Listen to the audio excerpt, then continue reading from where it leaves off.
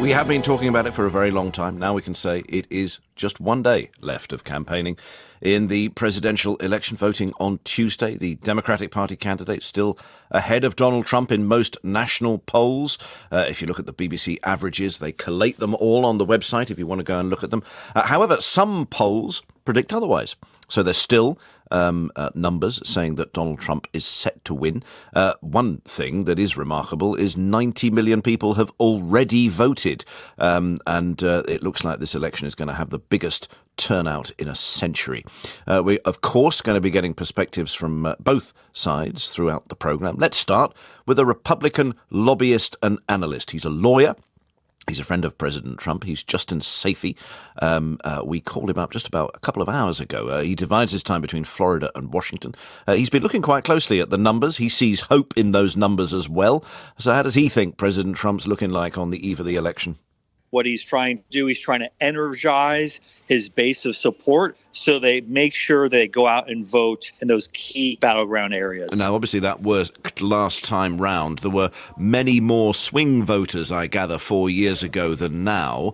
Is he maybe fighting the last war and not the war he needs to fight this time? I think what he's trying to do is contrast his energetic campaign style with that of Vice President Biden, who has been practicing more COVID safety measures during his campaign stops, whereas President Trump is trying to have his supporters, and it's actually created some issues with respect to local COVID regulation. What about the polls? Because this is fascinating. The majority have been showing Biden in front for quite a long time. One or two may be outliers, but they are interesting. They show a possible win and advantages for Trump. What's your take on that? They do happen to be his favourite pollsters, I think, in one case. So you kind of wonder if there's a confirmation bias going on, don't you?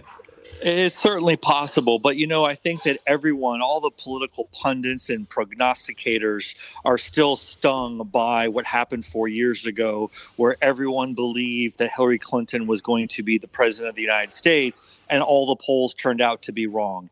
And I think that everyone is somewhat cautious this year about putting too much reliance in polls. And I think part of the reason for that is Donald Trump is just a different type of a politician, and I think he's very hard to poll. The narrowness, you think, will be the same kind of thing? These tiny, we're talking tens of thousands of votes, and that's all. Do you think it will come down to that kind of difference?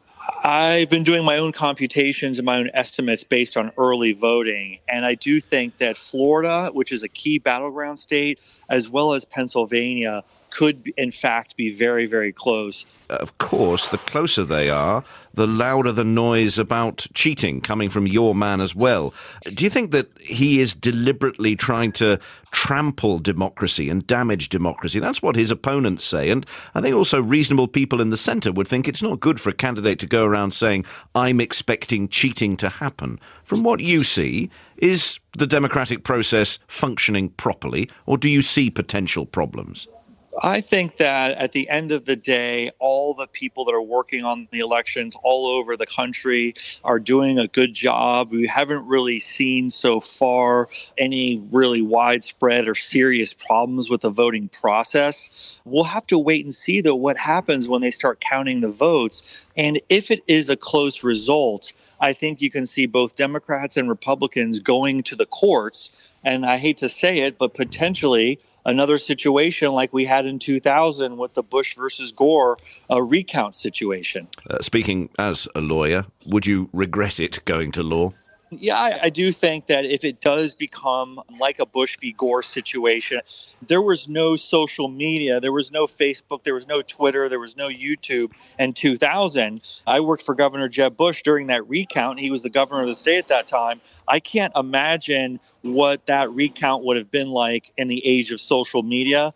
And I just think that if it does go to the courts, it will allow people on social media to really call into question the ultimate outcome. Yuck. Justin Sayfie, a Republican lobbyist, lawyer, giving us his analysis, interesting crunching of the numbers as well.